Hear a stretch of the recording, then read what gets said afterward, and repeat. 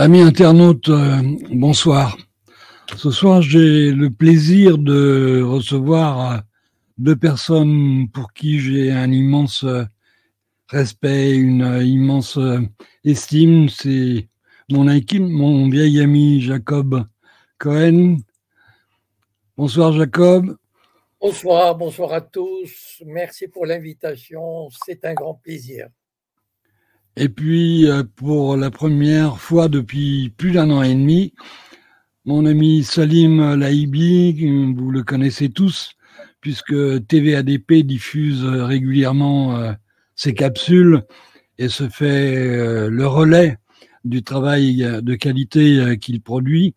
C'est un des grands lanceurs d'alerte, un des grands éveilleurs de conscience, quelqu'un qui est en train de faire un travail extraordinaire pour remettre les pendules à l'heure, et Dieu sait si elles en ont besoin.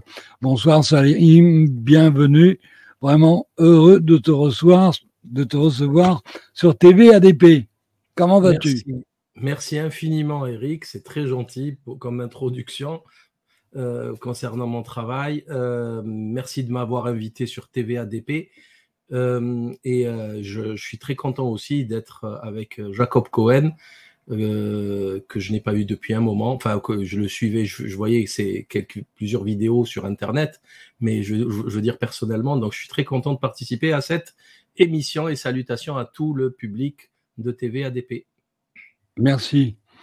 Alors, évidemment, on a tous les trois un point commun. Nous sommes tous les trois très intéressés et très au fait de ce qui se passe actuellement au Proche-Orient.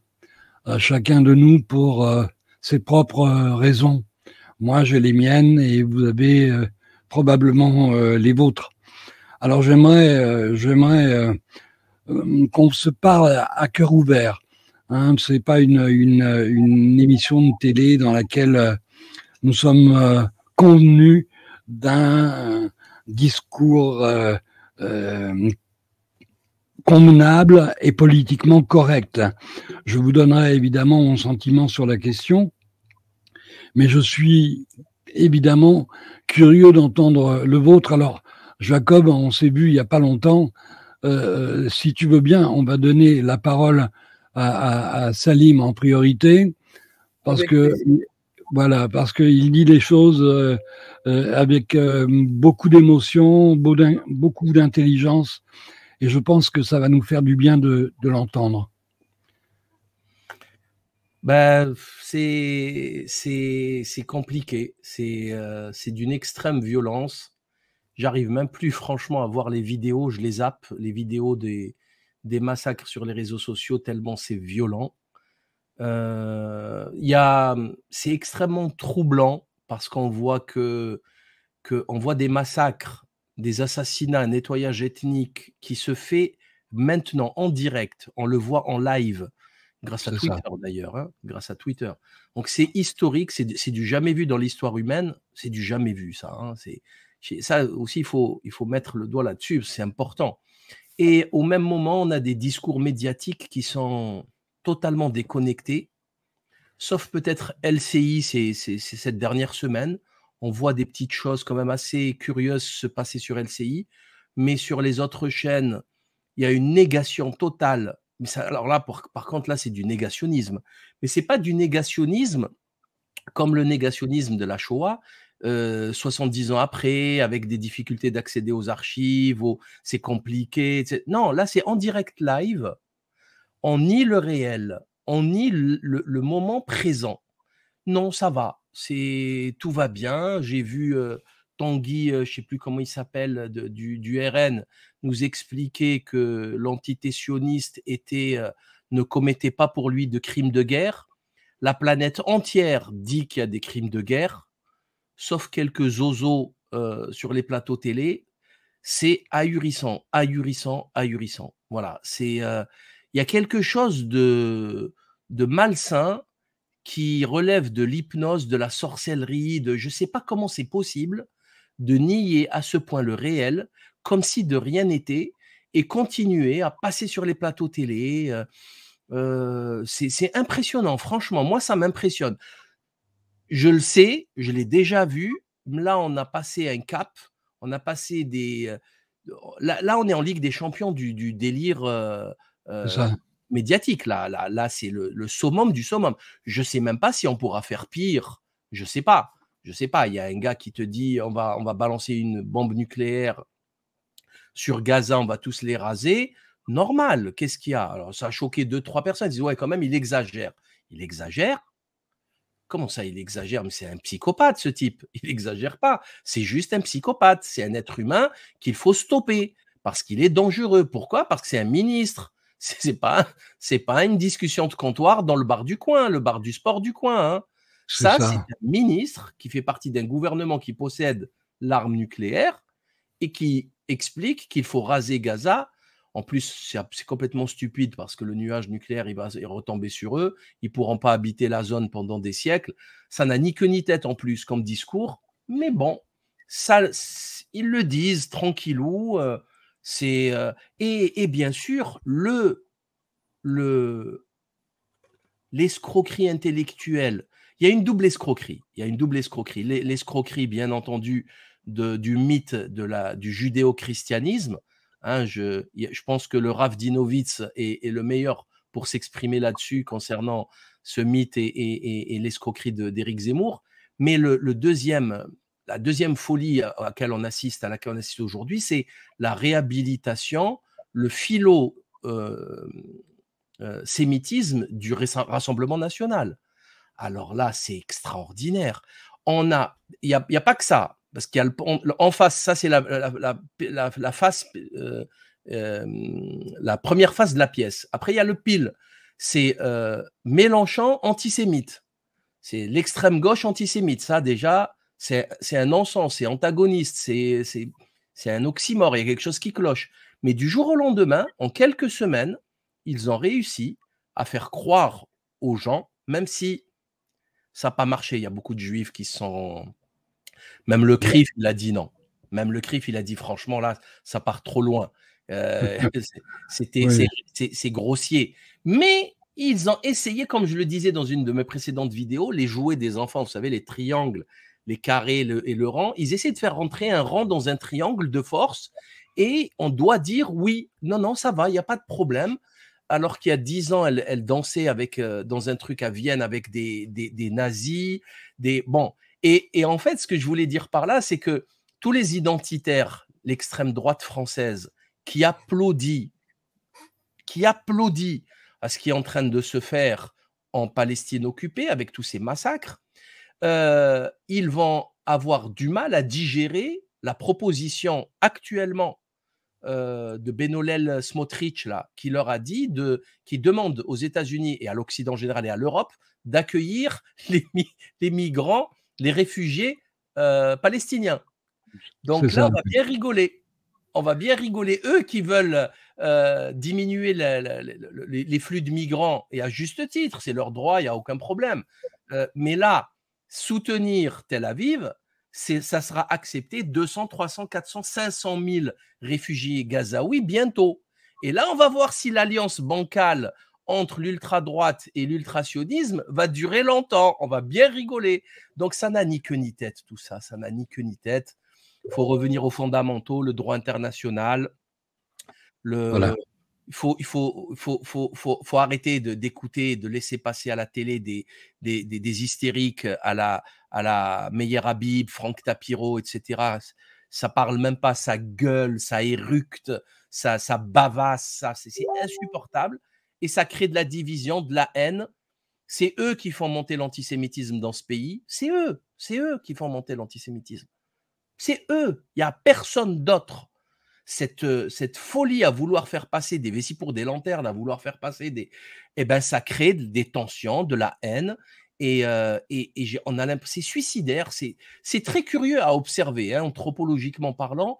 Franchement, c'est très curieux. Une chose est certaine, c'est que le lobby sioniste a démontré son pouvoir dans ce pays. Et comme le disait le porte-parole du Hamas, Abu Obaïda, en fait, la Palestine, elle n'est pas sous occupation, elle se défend. Par contre, la France est sous occupation sioniste, clairement. clairement, quand on voit le comportement des médias et des politiques, tous terrorisés à plat ventre devant des mensonges ridicules, du piétinement du droit international que la France a ratifié, a signé, et ils disent rien, c'est normal. Hein, c'est spectaculaire. Franchement, on est en train de vivre un moment qui sera étudié, hein, plus tard dans les universités. Comment ça a été possible, quoi. Donc, c'est très curieux. On observe, on apprend, on prend des coups et on essaie de comprendre où ça va aller, tout ça. Ben, une chose est certaine, ça va mal finir, quoi. Hein. Oui, on a l'impression, effectivement, moi j'ai fait une petite capsule cette semaine parce que j'ai été absolument écœuré par cette manifestation contre l'antisémitisme au moment où on noyait les Palestiniens sous les bombes à Gaza. C'est quelque chose qui est insupportable et je te rejoins un peu sur ce plan, sur le plan que tu as décrit. Ce sont ce type d'actions et d'événements qui alimentent et qui provoquent l'antisémitisme. Parce qu'il faut quand même un minimum de pudeur. Non seulement vous êtes en train de bombarder des populations civiles désarmées, non seulement vous êtes en train d'approuver la politique criminelle et raciste d'un gouvernement, non seulement vous êtes en train d'applaudir, mais en plus vous venez gémir à l'antisémitisme. C'est indécent. C'est tellement indécent que ça sent la manipulation. Et j'ai passé un extrait d'une vidéo où on voit l'acteur Thomas Sisley s'exprimer en disant qu'il était content que les gens, tous ceux qui venaient participer au cortège, mais il était aussi content s'il venait là pour participer à la manipulation. Et en réalité, c'est son subconscient qui a parlé, parce que la vérité, elle est là. C'était une manipulation de l'opinion publique. On prend les Français pour des cons, on leur fait prendre des vessies pour des lanternes, on leur fait prendre les bourreaux pour des victimes et les victimes pour des bourreaux. Et ça, c'est... Je ne sais pas comment... Jacob, je sais que toi, tu es un honnête homme et tu sais l'amitié que j'ai et le respect que j'ai pour toi, justement, à cause du courage de tes positions. Moi, j'ai toujours dit que si mon peuple, si les Français se comportaient comme se comportent les Israéliens, mais je dénoncerais les Français. Je dirais non, ce que vous faites, c'est immoral. Ce que vous faites est contraire au droit international. Ce que vous faites est contraire à la vérité. Et toi, tu as ce courage-là par rapport à Israël, et bien évidemment, je sais que ça te vaut depuis des années une certaine inimitié de la part de ceux qui ne souhaitent pas entendre ce que tu as à leur dire, mais justement, nous avons besoin de paroles de vérité, Jacob. Nous avons besoin de gens honnêtes et intègres, et c'est pour ça que ta parole est respectée, entendue, et à chaque événement tragique comme celui que nous vivons, attendu. Alors, exprime-nous un peu ton sentiment sur la question, sur cette manifestation contre l'antisémitisme. Je pense que tu as dû la vivre un peu comme chacun d'entre nous, comme une indécence suprême. Écoute, en fait, comment dire, on paye le monde ou l'Occident ou la communauté internationale paye 70 ans, 75 ans de démission, de concession, de faiblesse, de refus de voir. Et malheureusement, vous savez, comme dans la vie, comme un jour, on vous présente la facture. Ça veut dire que ça se paye. Et donc, ce qui s'est passé depuis 1 mois et demi, c'est la résultante de tout ce qu'on a vécu pendant 70 ans. Et donc, évidemment, pris comme ça, ça a l'air terrifiant. Enfin, c'est terrifiant, c'est pas ça a l'air, pardon. C'est terrifiant. Mais il y a une logique. C'est-à-dire, c'est pas. Enfin, moi, ça me surprend qu'à moitié. Et encore, enfin bon, pourquoi? Parce que depuis 1948, le monde a assisté, disons, d'abord avec bienveillance à la naissance de cet État, parce que cet État a su se présenter comme la victime. Vous savez, en 67, pour ceux qui ne savent pas, la France, quand même, qui était, bon, avec sa politique de Gaulle, etc., la décolonisation de l'Algérie, mais la France s'est mobilisée pour Israël parce qu'elle avait digéré le slogan « Ils vont nous jeter à la mer, il va y avoir un nouvel holocauste ». Des gens de gauche, enfin, Sartre, etc., ont marché. C'est là où l'arnaque, moi, je leur tire mon chapeau. Hein. Moi, chaque fois que j'ai l'occasion, je leur dis aux gens, aux musulmans, enfin aux maghrébins, aux palestiniens, etc., étudiez le sionisme. Ils sont extraordinaires au niveau de la propagande, au niveau de la manipulation, au niveau de la pénétration, etc. Bon. Et donc, ils ont réussi. Bon, c'est vrai qu'ils ont eu une arme extraordinaire qui était le film Exodus en 1961. Vous savez que quand l'équipe du film est arrivée à l'aéroport, elle a été accueillie par le Premier ministre, Ben Gurion. C'est dire l'importance que ce film avait. Et pour moi, ce film a formaté une génération minimum d'Occidentaux dans la lecture, le storytelling du conflit israélo-palestinien. Et tout a découlé, si vous voulez. C'est-à-dire, donc, la guerre de 67, ça a été un miracle parce qu'Israël a échappé à la destruction alors qu'ils avaient préparé des années à l'avance, ne serait-ce que par les deux grandes affaires d'espionnage, une en Syrie et une en Égypte. Donc, ils avaient tout préparé, ils n'attendaient que l'occasion. Et malheureusement, Nasser est tombé dans le piège et il leur a offert l'occasion. Bon. Mais en même temps, ils savent, c'est là, moi je trouve par exemple, les accords d'Oslo ont été une des plus belles arnaques diplomatiques du siècle.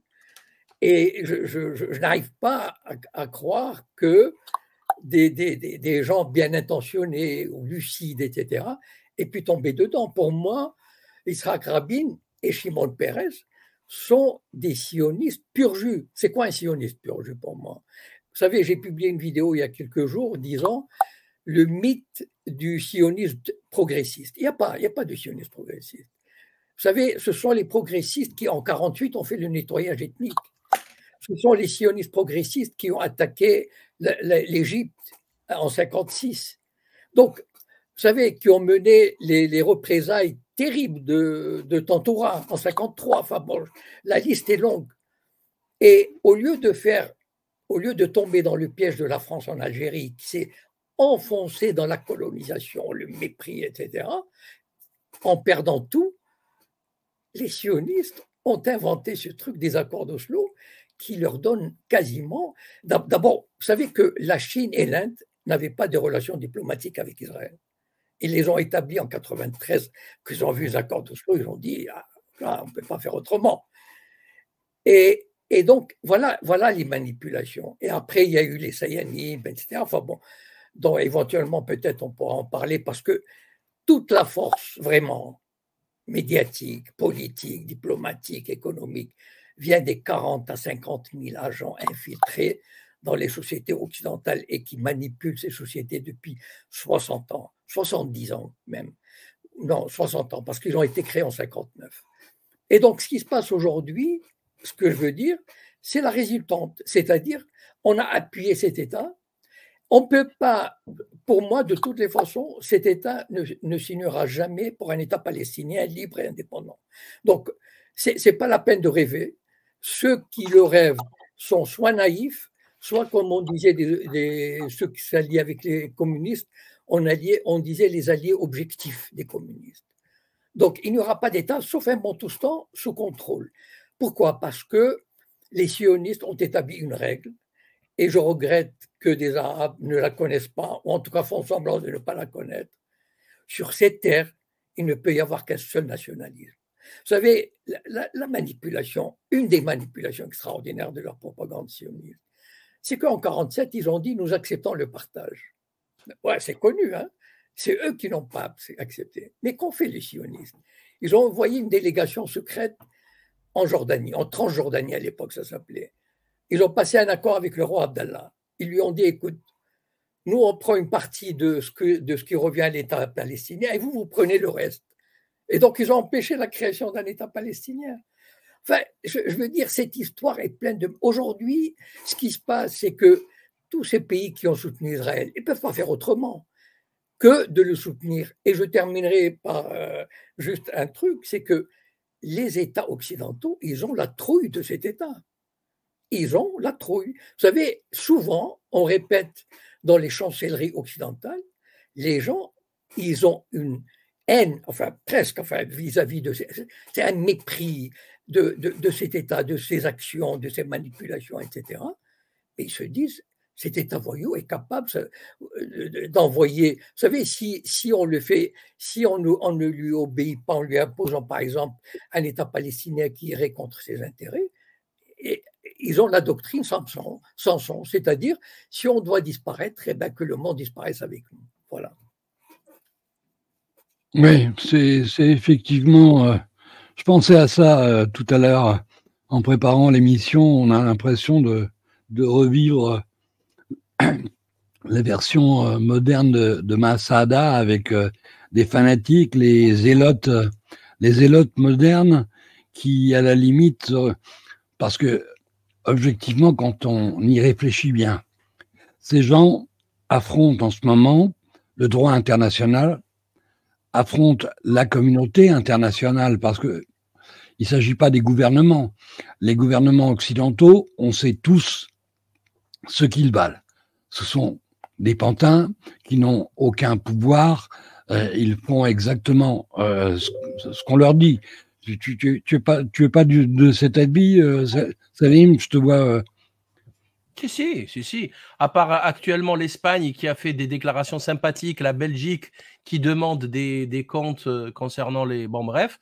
Mais c'est... Non, ils sont... De toute façon, ils contrôlent quoi? Les Européens, ils sont sous la direction de la folle d'Ursula von der Leyen, totalement corrompue, impliquée dans des scandales monumentaux. Les États-Unis, bon, c'est eux qui commandent en réalité, c'est Washington qui commande, c'est pas Tel Aviv, hein. C'est l'axe Londres-Washington qui donne déjà 4 milliards tous les ans, 4 milliards de dollars tous les ans en armement. C'est pour ça qu'ils bombardent comme des sauvages, parce que c'est gratuit en fait. C'est trop facile. N'importe quel général de l'armée, il fait gaffe avant d'envoyer une bombe, hein. Ils n'envoient pas n'importe quoi, des tapis de bombes, ça coûte de l'argent. Et il faut tenir toute la guerre, etc. D'ailleurs, on le voit avec Poutine. Poutine, ils ont balancé en 15 jours plus de bombes que 20 mois de guerre en Ukraine. Pourquoi? Parce que c'est cadeau, c'est gratuit. Ils viennent de signer une rallonge de 14 milliards, les États-Unis. Donc, bon, voilà. Et ils ont une force de frappe.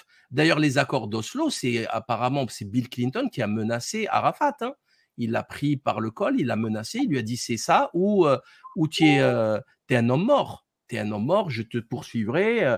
Voilà. Donc, c'est le problème, le vrai problème, c'est les États-Unis, la force de frappe américaine, c'est le PIB américain qui s'impose, le dollar, l'armée américaine.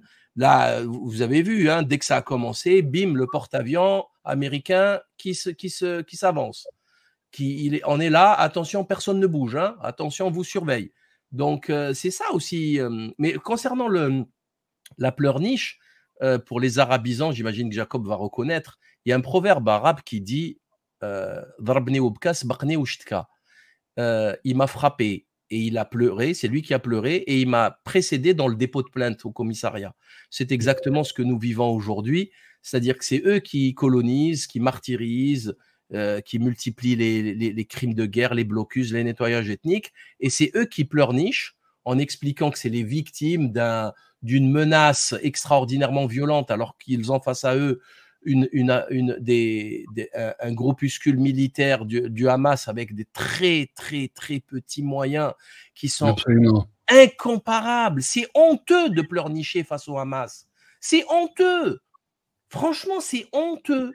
Parce que, je sais pas, c'est comme si Tyson, il commençait à faire la tournée des plateaux télé et à chialer parce qu'il y a un gamin de 5 ans qui l'a frappé, qui le menace. C'est exactement la même chose. Il dit, c'est pas possible, c'est ridicule. Qu'est-ce que vous racontez là? Vous avez la bombe nucléaire, vous avez des chars en quantité infinie, vous avez le dôme de fer, les missiles patriotes gratuits, cadeaux. Pleurnichez pas. D'ailleurs, je voulais lire un truc rapide de Jacques Beau dans son livre Terrorisme. C'est un militaire sioniste suisse qui a écrit ça, que je trouve génial et qui pourrait faire réfléchir certaines personnes qui se disent les pauvres, l'Israël souffre, ces Arabes terroristes. Israël est le seul pays du monde à n'avoir pas su juguler la menace terroriste en plus de 60 ans. Des centaines de terroristes ont été tués, des milliers de maisons détruites, mais les groupes armés se sont multipliés, se sont radicalisés au fil des ans. Que ce mécanisme qui est clairement observable soit le résultat d'un aveuglement ou au contraire le fait d'un machiavélisme scénique est un débat qui sort du cadre de cet ouvrage. Ce qui est certain, c'est que la politique régionale et sécuritaire d'Israël, depuis sa création, a été de nature déstabilisante. Fin de citation. L'Algérie a vécu des années noires, une décennie sanglante, mais d'une violence inouïe. Ils ont réussi à signer une amnistie. Ça ne peut pas durer 1000 ans, cette affaire. Ça n'a pas de sens, sérieusement. Donc, c'est qui le problème? C'est le sionisme, le problème. C'est lui qui crée ce chaos. Voilà. Avec les Américains qui ont déstabilisé l'Irak, qui ont créé Daesh, et tout le reste qui suit. Mais tous ces mouvements de masse de réfugiés, c'est qui? C'est pas les États-Unis avec leur carnage partout dans le monde, en Afghanistan, en Syrie, en Irak. Enfin, il y a un moment donné, il faut voir la réalité en face, quoi. Alors tu disais, Jacob, que Israël ne se contenterait que d'une situation qu'il imposerait aux Palestiniens. Oui. Comme si les Palestiniens, eux, allaient accepter la situation que souhaite lui imposer Israël. À mon avis, il n'y a pas d'issue. Si les Palestiniens résistent depuis 75 ans, ils vont pas s'arrêter demain, même dans le cadre d'une défaite militaire qui est loin d'être une évidence, puisque pour l'instant, comme le disait Salim, on a peut-être 40 000 hommes en armes qui font face à une des armées les plus sophistiquées et les mieux alimentées au monde, et ils n'arrivent pas J'ai vu des images de soldats israéliens pleurant, disant on a affaire à des fantômes, on les voit pas. On les voit surgir et puis disparaître. Effectivement, une guerre asymétrique dans de telles conditions peut être effrayante, même pour l'armée la plus vaillante du monde, dont on sait les uns et les autres quelle est sa valeur véritable. L'armée israélienne n'est qu'une armée de bouchers et elle ne peut être efficace que face à des enfants. Je rappelle les propos de mon ami Bruno Guig, qui écrivait au moment où Sarkozy était président: Israël est le seul pays au monde où les soldats attendent l'heure de la sortie des écoles pour pouvoir tirer sur des enfants. Voilà la qualité de l'armée israélienne. Ce n'est ni une armée morale, ni une armée courageuse. Alors moi, je ne crois pas du tout, mon cher Jacob, au statu quo. Je pense qu'au contraire, le temps joue en faveur de la résistance, et je me refuse, par exemple, à nommer le Hamas. Les premiers jours, j'étais absolument subjugué par cette obsession des journalistes à interroger chacun de leurs interlocuteurs en disant: est-ce que vous condamnez? Est-ce que vous condamnez? Est-ce que vous condamnez? Mais attendez, on va commencer par le commencement. On a 75 années de résolution de l'ONU votées contre Israël. on a 75 années de résolution de l'ONU qui condamne Israël pour crimes de guerre et crimes contre l'humanité. On a des années et des années de condamnation de l'ONU pour expropriation, pour colonisation. Bon, commençons par le commencement. Ces gens qui se défendent résistent à une occupation. Et c'est un droit absolu garanti par l'ONU que de pouvoir exercer son droit à résister dans le cadre d'une occupation. Et ça a été incroyable de voir l'inversion accusatoire pratiquée par à la fois les journalistes et à la fois les politiciens qui ont fait preuve vraiment d'une obséquiosité. J'aurais honte à leur place. Finalement, cette guerre aura au moins ça de positif, c'est qu'elle démasque les lâches, elle démasque les malhonnêtes, elle démasque les vendus, elle démasque les corrompus. Et dans notre pays, nous avons la classe politique la plus corrompue d'Europe. Je crois que les Allemands n'ont rien à envier aux Français, les Français n'ont rien à envier aux Italiens. Ils ont tous été faire leur pèlerinage à Jérusalem, rencontrer Monsieur Netanyahou pour lui dire à quel point il avait raison de se défendre contre ces méchants terroristes qui mettaient en danger l'existence même d'Israël. Alors je ne sais pas comment ça va se terminer, mais ce que je sais, c'est que c'est un événement qui va marquer durablement la conscience collective, la conscience des peuples du monde, et que définitivement cette fois, et d'une manière claire, nous assistons à un soutien massif des peuples de la terre en faveur du peuple qui est l'opprimé. Et l'opprimé, ce n'est pas Israël. L'opprimé, c'est le peuple palestinien. Ça, c'est devenu une évidence pour tous. Parce que moi, j'ai mis plus de 10 ans, en tant que journaliste, à essayer de faire basculer un tout petit peu, l'opinion publique française en faveur des Palestiniens, en disant « Mais attendez, ne voyez pas les Palestiniens comme on vous les présente dans les médias mainstream, parce qu'on est en train de nous manipuler, on est en train de vous mentir, on est en train de vous faire passer des opprimés pour des bourreaux, parce que ceux qui détiennent les médias, eh bien, ce sont les bourreaux. Alors les bourreaux vont pas vous faire de la publicité pour les opprimés. » Alors, moi, j'ai l'espoir qu'effectivement, Israël va être obligé, cette fois, de se soumettre au droit international, ou alors il devra subir une pression, peut-être pas des politiques, mais une pression populaire comme il n'en a jamais vécu. La souffrance est trop grande. La souffrance qu'on inflige en direct en ce moment. Moi, c'est ça qui m'a rendu malade pendant une semaine. Je me nourrissais tous les jours, de minute en minute, d'heure en heure, de tout ce qui se passait à Gaza. Jacob, je suis tombé malade. Je n'en pouvais plus. Et pourtant, je suis pas un garçon fragile.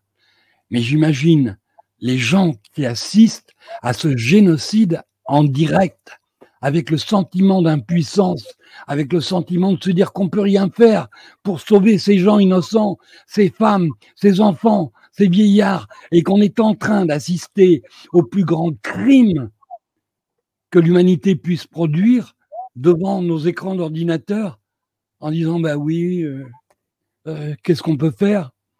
Non, cette fois, la souffrance que ces images nous infligent est trop grande pour être oubliée. À mon avis, on ne va pas oublier, ni vous, ni moi, les images qui nous ont nourris depuis des semaines.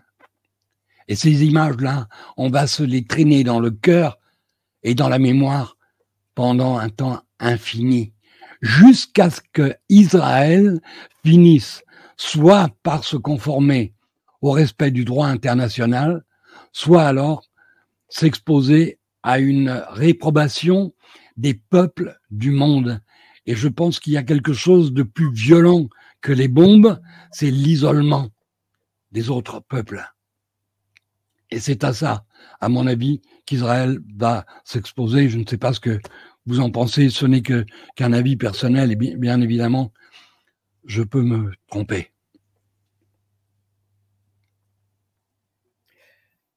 Si je peux me permettre, je vais d'abord faire une remarque préliminaire. Tu t'étonnes du comportement des médias et des hommes politiques. Enfin, le Covid et l'Ukraine nous ont montré à quel point ils savent mentir et tromper les gens avec un culot monstrueux. Donc, je veux dire, ça ne fait que confirmer vraiment, parce que les médias et les hommes politiques ont fait avec une assurance et une arrogance et une impudence pendant 2 ou 3 ans. Donc, il y a pas, c'est pas la peine de s'étonner. C'est ainsi que, il y a une phrase célèbre, c'est ainsi que les hommes vivent, c'est ainsi que les classes politiques, c'est ainsi que les dirigeants fonctionnent. Enfin bon, peut-être cette période-là est un peu plus complexe ou un peu plus absurde ou un peu plus cynique que d'autres, mais on est dans la droite ligne. Jacob, à un détail près, excuse-moi de te couper, à un détail près, c'est que là, c'est devenu une évidence que les médias et les hommes politiques sont otages ou sont au service du sionisme. On a vu enfin le visage de leur maître. Tu les as vus, mais il n'est pas évident que tout le monde l'ait vu. Ben, C'est en ça, tout cas, c'est ça le drame. Eric, je pense que, comme pour l'Ukraine, comme pour le Covid, il y a certainement une partie de la population qui continue à croire ce que les médias, si 95% de la population se détournait de ce que leur disent les hommes politiques et les médias, je crois qu'on n'en serait pas là. Voilà. Donc, je crois qu'il y aurait quand même des changements concrets et appréciables. Voilà. Et donc, la propagande martelée comme ça veut dire qu'elle marche. Elle marche sur une partie de la population. Et je suis sûr que si on faisait un sondage de rue, voilà, malheureusement, je le regrette. Mais pour revenir à la question principale, enfin, vraiment centrale, moi, personnellement, en tout cas, j'ai la conviction, je connais un peu la mentalité sioniste, je connais l'état d'esprit et surtout l'évolution du sionisme. C'est ça le truc, c'est que mettons jusque dans les années 60, 70, avec un peu de pression, avec un peu de fermeté, on aurait pu arriver à un modus vivendi. C'est-à-dire qu'on aurait pu obliger la classe sioniste à un modus vivendi. Mais à partir du moment où on a laissé l'occupation se faire, l'occupation c'est quoi en fait? L'occupation a développé 1 million d'Israéliens, comment dire, complètement cinglés, c'est-à-dire ils ont trouvé leur messie, ils ont trouvé leur messianisme, ils ont trouvé leur terre promise. Vous savez, dans la vraie terre promise, c'est pas celle que les sionistes laïcs, athées, trotskistes ont fondée à Tel Aviv, Rishon LeZion, etc. Non, la vraie terre sioniste, c'est Naplouse, ça veut dire qu'ils appellent Shrem, la Cisjordanie qu'ils appellent Yehuda et Shomron, qu'ils appellent comme ça chaque jour. Donc, ça rentre dans Aujourd'hui, pour beaucoup d'Israéliens, les colons sionistes qu'on voit avec la calotte, etc., ce sont l'équivalent des pionniers sionistes. Et donc, ils sont complètement, et avec leur taux de natalité. Vous savez, moi, j'ai dans ma famille des gens comme ça, donc ils font 10-12 enfants. Hein. Donc, j'ai quelqu'un de très proche qui a 12 enfants. Donc, et ils sont de plus en plus. Vous savez, ce n'est pas du tout une surprise, le gouvernement de Netanyahou, le dernier. Ça a été, comment dire, c'est quelque chose qui s'est fait par la force des choses. Et il ne peut aller qu'en s'accentuant. Et ces gens, on les tuerait et il n'admettrait même pas un Bantoustan, même un Bantoustan palestinien, où il y aurait un drapeau, un représentant à l'ONU et tout, ils auront du mal à l'admettre. Et donc, voilà, la communauté internationale est confrontée à leur Frankenstein, qu'ils ont développé, gâté, armé, bercé d'illusions, etc. Et ce Frankenstein leur dit, mais moi, c'est contraire à ma sécurité, moi, un État palestinien. Je ne peux pas. Et ben, moi, je souhaite bonne chance à ceux qui voudraient le lui imposer. Voilà. Et malheureusement, vous savez, la communauté internationale, il ne faut pas se faire d'illusions. Les relations internationales ont toujours été basées sur le rapport de force, le cynisme, l'exploitation, la domination. C'est pas nouveau. Et tous les beaux principes. Vous savez, moi, ça me rappelle, enfin, juste pour finir, juste une petite anecdote historique pour vous montrer à quel point les relations internationales, quand on arrive au niveau de l'État, c'est autre chose que les principes humanitaires. Vous savez, au XVe siècle, il y avait un évêque ou un archevêque de Rotterdam qui avait publié l'Épître de Rotterdam. À l'époque, il n'y avait que des catholiques. Elle était très célèbre. Moi, je l'avais étudiée à Sciences Po. Bon. Eh bien, il leur disait quoi? Il leur disait, mais enfin, il s'adressait au roi d'Europe. Il dit, nous sommes tous chrétiens, catholiques, nous obéissons au pape. Pourquoi vous vous faites la guerre? S'il y a des problèmes, on va les résoudre pacifiquement, on discute. C'est du bon sens. Eh bien, allez dire ça au roi de l'époque. Non, malheureusement, c'est un fait. L'humanité est habituée aux guerres parce que dès qu'on a un peu de puissance, on a envie de dominer et ainsi de suite. Et donc, on perpétue ce système-là. Et malheureusement, Israël appartient aujourd'hui, qu'on le veuille ou non, est un acteur majeur ou un acteur important, incontournable des relations internationales. Je ne vois pas la Chine, ni la Russie, ni l'Inde lui mettre des bâtons dans les roues. Voilà. Et Israël est, comment dire, il mène des expériences au bénéfice de l'Occident, par exemple. Comment contrôler une population de 2,5 millions d'habitants en Cisjordanie? Comment la contrôler? Et ça, la France, les États-Unis, ils sont demandeurs. Les nouveaux armements, les nouveaux téléphones pour surveiller, comment dire, le contrôle aux faciès, enfin, les caméras, etc. Et ça, beaucoup de choses viennent d'Israël. Israël est un acteur qui bien sûr, ils sont gênés un peu aux entournures, mais il faut pas, enfin, à mon avis, moi je donne un avis personnel, ils ne feront pas grand-chose. Et ces images, malheureusement, qu'on voit aujourd'hui, moi, personnellement, j'ai dit il y a quelques jours dans une vidéo, ça va, probablement, ils vont éviter de faire des choses qui pourraient enclencher un conflit régional. Du style, on va mettre 2 millions, allez, on les pousse dehors. On les poussera peut-être, mais petit à petit, de manière déguisée, etc. On va essayer de faire en sorte que ça se calme un peu, pas trop, que ça ne se voit pas trop, et puis on passera à autre chose. Il y aura un autre ordre du jour. Enfin, moi, c'est mon opinion. Je le dis avec beaucoup de tristesse. J'espère me tromper, mais voilà. C'est en tout cas, je la donne avec ce que je sais d'expérience. Et voilà. Salim? En fait, il se passe quand même des choses. Je pense que ce que vient de dire Jacob Cohen est juste dans le sens où c'est ce qu'ils veulent faire. Par contre, il se passe des choses qu'ils ne contrôlent pas. Notamment, on a entendu des gars des services de renseignement israéliens être catastrophés par la vision qu'ont les jeunes sur TikTok de leur massacre.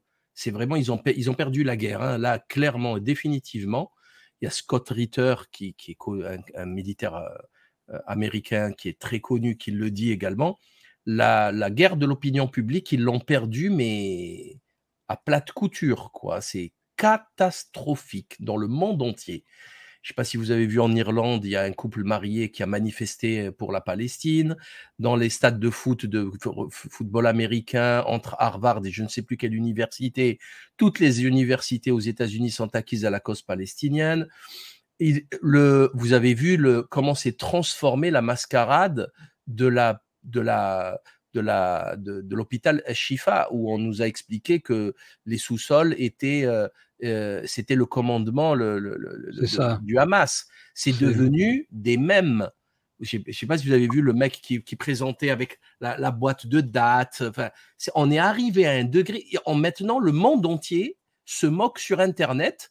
Il se moque d'eux. Il y a des sketchs, il y a des gamins qui font des. J'ai vu un gamin qui a fait une vidéo en expliquant, voilà, ça c'est, ils se moquent de la propagande sioniste qui explique que, regardez ici, il y avait alors que tout le monde, la planète entière, a vu qu'il n'y avait pas de salle de commandement, de rien du tout. Il y avait un PC dégueulasse, 3 talkie-walkie que tu achètes à Toys R Us. Enfin, c'était pâté, et une boîte de dates à moitié vide. Donc, si avec ça, tu organises les attaques du 7 octobre, c'est que, ils nous ont refait le coup du 11 septembre avec 3 cutters, quoi. Avec 3 cutters, tu peux déstabiliser le monde. Qui peut croire ça?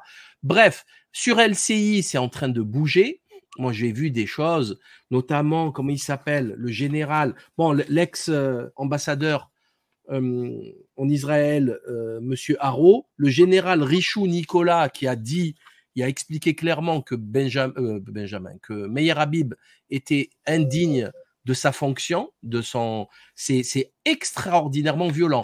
Il y a le journaliste de l'IB, là, le spécialiste européen de l'Europe, Quatremer. comment il s'appelle? Jean Quatremer. Jean Quatremer, qui a parlé de nazis, de comportements tels l'Allemagne nazie, pire que l'apartheid sud-africain. Et il a dit c'est inacceptable, impardonnable, incompréhensible, c'est de la colonisation, ils auraient dû quitter la Cisjordanie, c'est inconcevable, etc., etc. Donc, je pense qu'il se passe des choses aujourd'hui. Je ne parle même pas des pays musulmans, ça c'est une autre affaire. À la rigueur, ils soutiennent, même si leurs gouvernants sont tous des traîtres. Mais voilà, quoi, il se passe des choses qui je pense, c'était pas le cas. Même la lettre de Ben Laden, que les sionistes ont voulu instrumentaliser pour faire croire aux Américains que le Hamas égale Ben Laden, c'est retourné contre eux. Ça a fait un mouvement de panique parce que les gens, en fait, les jeunes de 20 ans, 25 ans, ils connaissent pas Ben Laden. C'est loin, en fait, on se rend pas compte, nous, parce qu'on est né dedans, on l'a vécu en direct. Mais le 11 septembre, quand tu as 2-3 ans, 4 ans, tu sais pas ce que c'est, tes parents, ils vont pas t'en parler, ils vont te protéger. Après, tu grandis, et là, maintenant, tu as 30 balais, tu lis ce courrier et tu vois que, effectivement, mais en fait, Ben Laden, il avait raison de rouspéter, de dire que les Israéliens étaient des criminels. Et là, ça s'est retourné contre eux, mais c'est un truc c'est délirant. Donc, je me dis qu'il se passe quand même des choses super intéressantes. Je rappelle également que les États-Unis n'ont pas les moyens de payer leurs fonctionnaires. Ils risquent un shutdown toutes les 6 semaines. Quand les États-Unis vont s'effondrer dans la prochaine crise financière, Tel Aviv s'effondrera, clairement et définitivement. Je rajouterai aussi que c'est une construction bancale, c'est un château de cartes dirigé par des corrompus. On a vu Ehud Olmert, il est allé en prison parce qu'il était totalement corrompu en tant que maire de Jérusalem, etc.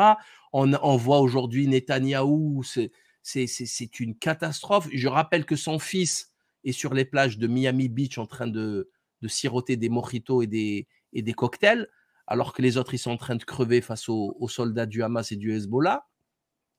Je rappelle aussi un truc quand même qui est très important. Depuis quelques jours seulement, je suis en train de suivre les déclarations du Hamas et du Hezbollah.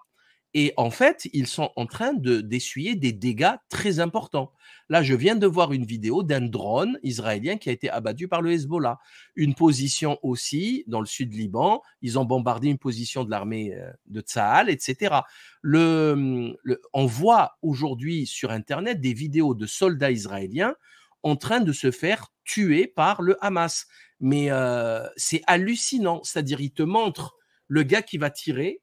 D'un autre angle de vue, il montre les soldats qui sont ils sont dans un appartement, qui se prennent la bombe. Et en fait, ils disent, Abu Obaïda explique que le nombre de morts israéliens soldats est infiniment supérieur à ce qu'ils disent. Ils ont dit, je crois, le dernier chiffre, c'est 47. En fait, c'est beaucoup, beaucoup plus que ça. Donc, Oui. voilà, il y a quelque chose d'intéressant. Alors, concernant la pérennité de l'entité sioniste, moi, je pense que ça ne va pas durer longtemps. Ronnie Broman l'a dit, c'est pas sérieux, c'est une construction qui est pas très, très sérieuse. On ramène beaucoup de Russes miséreux des années 90 qui eux-mêmes ont trafiqué leurs papiers en faisant croire que la Russie était totalement corrompue, c'était très facile de faire n'importe quoi comme paperasserie, il suffisait de mettre des sous. Ils disaient qu'ils étaient juifs, ils n'étaient même pas juifs, ils parlent même pas hébreu. Tu as 2 millions de juifs russes qui parlent même pas hébreu, qui ont des chaînes russes, de télé russes, des écoles russes. C'est quand même assez extraordinaire comme assemblage. C'est pas sérieux. C'est vraiment pas sérieux. Donc, la corruption est énorme. La mafia juive fait des dégâts. Donc, voilà, je pense pas que... Franchement, ça va pas durer longtemps. Je suis entièrement d'accord avec ce qu'a dit Jacob. Ils ne laisseront jamais une solution à 2 États. Jamais, jamais, jamais. Et moi, ma solution, je l'ai donnée à plusieurs reprises. Pour moi, les Palestiniens, ils sont libres de faire ce qu'ils veulent. C'est-à-dire, ils n'ont qu'à voter pour une solution à 2 États, pas à 2 États. C'est leur problème, c'est pas le mien. Je suis pas palestinien. Par contre, une chose est certaine, hein, si les pays arabes fermaient juste les robinets du pétrole et du gaz, cette affaire serait réglée demain matin. Voilà. C'est-à-dire que si, je prends un exemple tout bête, hein, le président algérien, étant franco-algérien, Abdelmadjid Tebboune, il donne une information. Il dit, voilà, j'engage l'Algérie à fermer les robinets du pétrole. Je vais faire un référendum populaire vendredi prochain. La population algérienne vote. Attention, il y aura des conséquences économiques. On va avoir du mal à boucler le budget. Mais est-ce qu'on soutient oui ou non Gaza? Jeudi, il dit ça lundi, hein, jeudi, le baril de pétrole, il est à $300. Vendredi, c'est sûr que l'Algérie va voter oui pour fermer les robinets du pétrole. Samedi, le baril, il est à $500. Panique générale sur les marchés. C'est terminé. La guerre s'arrête immédiatement. Immédiatement. Parce que les Américains, aussi chrétiens, évangélistes, sionistes soient-ils, eux, ils veulent juste rouler en 4x4, avoir une grande maison, vivre à crédit et mettre du pétrole pas cher dans leur SUV. C'est tout ce qu'ils veulent. Hein. C'est des consommateurs, des hédonistes. Ils ne sont pas prêts à aller mourir. Hein. Ils ont envoyé les Juifs pour aller crever pour eux. Et d'ailleurs, ils méprisent les Juifs. S'ils ne se convertissent pas, les Juifs, ils iront en enfer selon leur dogme. Donc tout ceci n'a ni queue ni tête. Encore une fois, un assemblage hasardeux de circonstances pour des histoires de messianisme à 2 balles qui n'a ni queue ni tête en fait. Donc quand on rassemble toutes ces informations, on se dit que quand même la fin n'est pas loin. À mon avis, la fin n'est pas loin. Oui, effectivement, il y a tellement de contradictions dans cette construction hétéroclite qu'est Israël, quand on sait effectivement que les Ashkénazes considèrent les séfarades comme des juifs d'une qualité inférieure, sans parler des juifs éthiopiens, des falachas, qui sont considérés presque comme des animaux humains hein, à l'échelle des Palestiniens. Ils ont stérilisé leurs femmes, Eric. Oui. Ils ont stérilisé leurs femmes pour ne pas avoir de juifs noirs. C'est quand même, ça a été fait, ça. Absolument. Et les séfaradim, les enfants des juifs yéménites qui ont été kidnappés, enfin, qui fait ça à son propre peuple? Qui fait ça? Il n'y a personne qui fait ça. Tu prends n'importe quel pays, personne n'a fait ça. Les Américains, ils ont fait ça sur les Indiens. Les colons font ça, en fait. Les colons font ça, puisqu'ils méprisent. Mais là, on nous dit, oui, venez tous. On va être sauvés dans cette nouvelle patrie. Et après, ils les kidnappent, ils leur font des tests, des essais cliniques, des tests médicaux sur eux. Les autres, les falachas, les pauvres, ils vont les stériliser. Et comment c'est possible? Non. Moi, je suis un peu de ton avis, Salim. D'ailleurs, je l'ai écrit dans de nombreux articles. Je crois qu'Israël n'a pas de futur possible au Proche-Orient. En tout cas, pas avec cette politique, pas en semant la mort et la haine. En semant la mort et la haine, on ne peut pas se garantir de pérennité et de durée dans un tel environnement. Si Israël avait envie de s'installer dans la durée, il devrait faire preuve de bon sens, de raison. Il devrait faire preuve d'humanité, de respect, de considération pour ses voisins. Mais à partir du moment où tu commences à traiter celui à qui tu as volé la terre d'animal humain, il ne faut pas espérer qu'en retour, lui et sa descendance te regardent avec un œil bienveillant. Israël se met en danger tout seul parce que c'est un asile à ciel ouvert. Israël est le seul pays où la raison n'a plus aucune valeur. Le bon sens, le raisonnable, tout ce qui est normal pour nous n'a aucune espèce de valeur en Israël. Et c'est pour ça que, indépendamment de toutes les erreurs politiques qui sont commises, il y a cette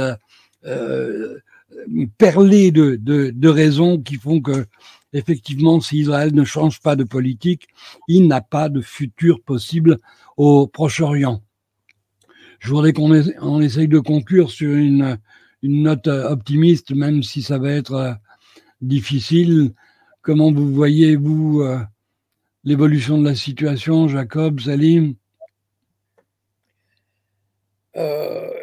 Écoutez, moi, personnellement, je suis plutôt pessimiste. C'est-à-dire, je ne vois pas, non, c'est-à-dire, je ne vois pas le sionisme faire sa révolution démocratique, humaniste, et se dire, bon, écoutez, on s'est trompé jusque-là, allez, on va essayer de régler proprement tout ça et on va essayer de faire la paix. Voilà.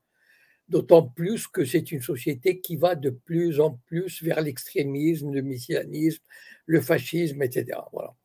Et donc, moi, personnellement, je ne crois pas, malheureusement pas, à une telle, même si, comme les arguments évoqués par Salim, tendent à montrer que les bases de ce pays sont ébranlées, commencent à être ébranlées au niveau mondial.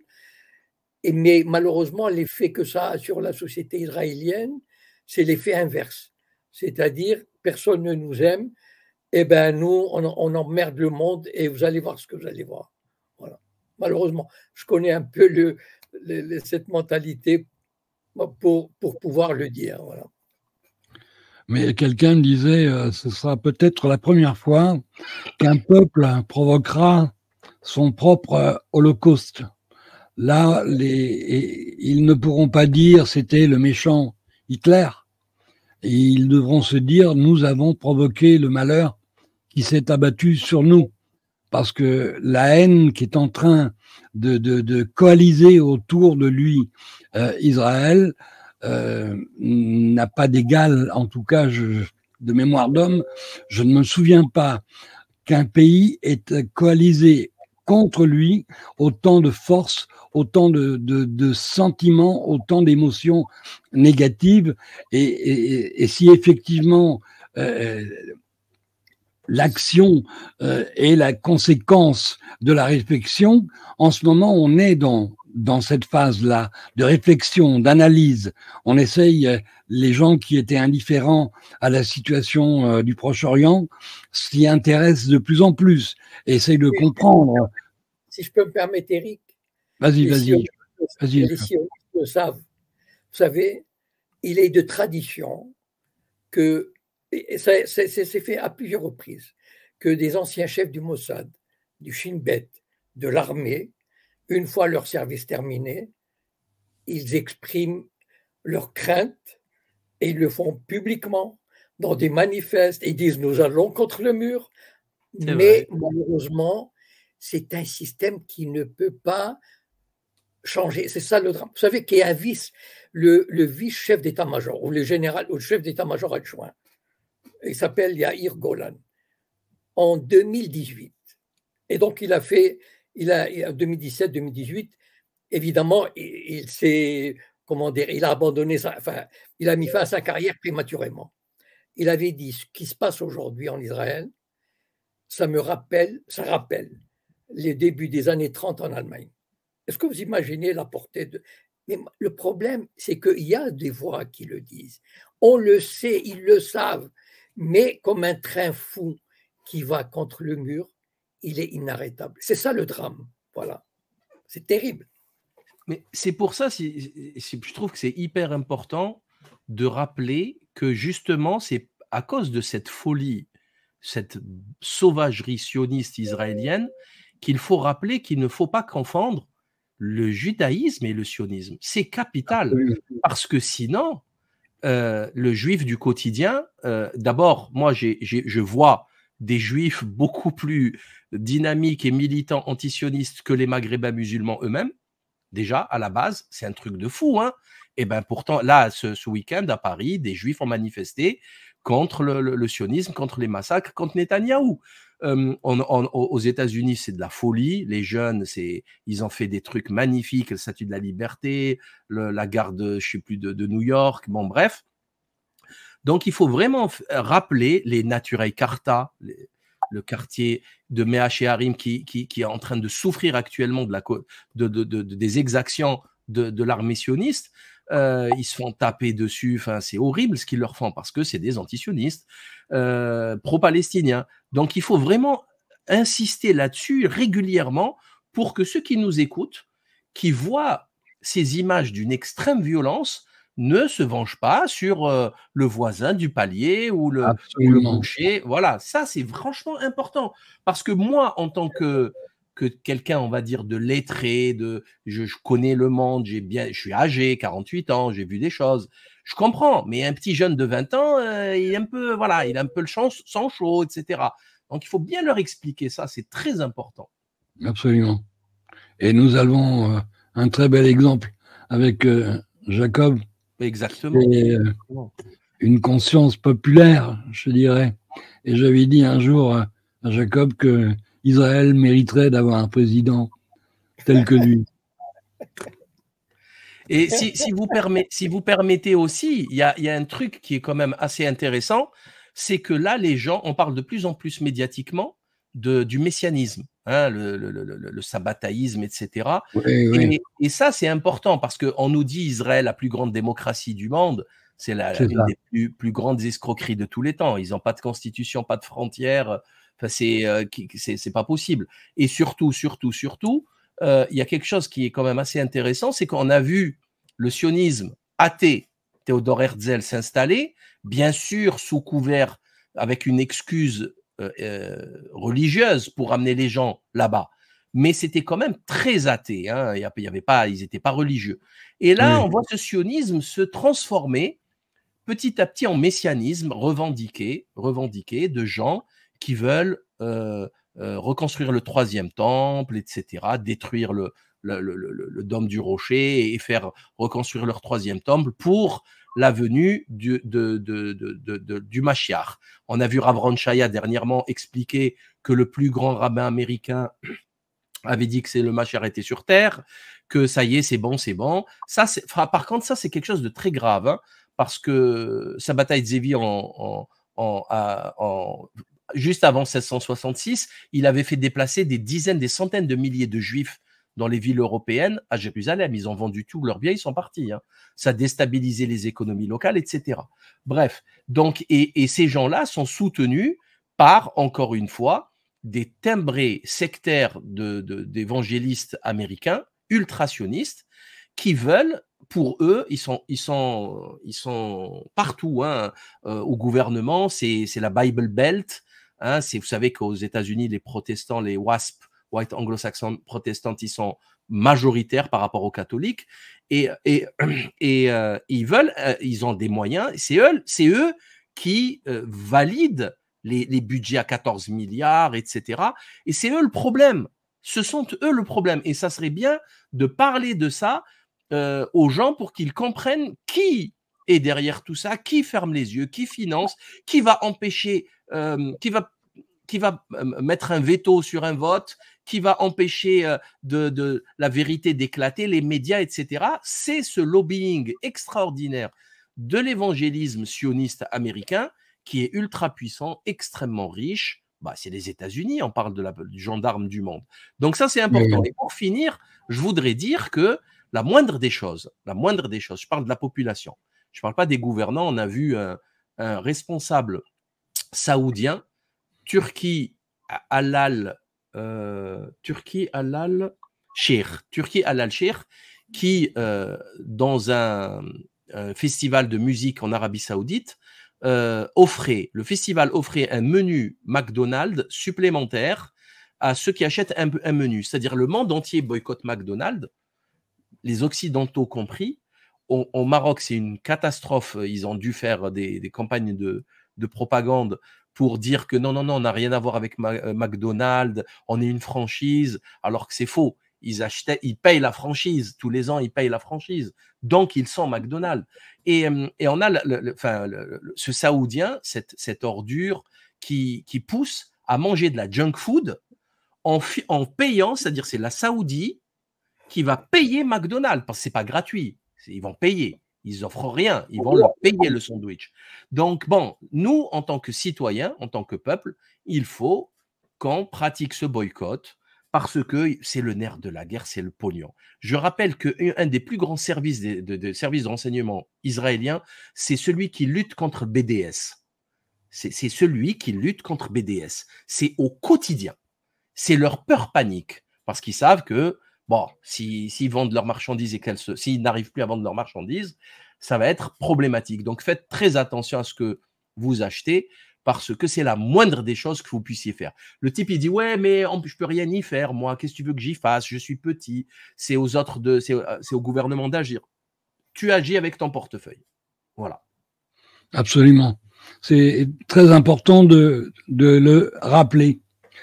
Messieurs, ça a été un plaisir de vous entendre et de passer cette heure avec vous. Le sujet, évidemment, est grave et on aura probablement l'occasion d'y revenir. Mon cher Jacob, tu sais que la maison est petite, mais le cœur est grand. Tu y es le bienvenu quand tu veux. Mon cher Salim, je te dis la même chose. Je te répète le plaisir que j'ai eu à te recevoir aujourd'hui. J'espère qu'on aura l'occasion de faire des choses ensemble parce qu'il est important de réunir des voix pour qu'elles soient entendues peut-être davantage que lorsque nous sommes tout seuls sur nos chaînes respectives. Avec plaisir. Ensemble. Avec plaisir et salutations à toute l'équipe. Merci. Merci Jacob. Merci Salim. Merci. On vous retrouve. On vous retrouve à 20h pour cinéma d'hier et d'aujourd'hui, comme tous les dimanches soirs. Donc, on vous offre 2 heures de repos. Vous allez pouvoir profiter de ce temps pour dîner ou vous détendre. On se retrouve à 20h. Merci. Salut. À bientôt. Bonsoir.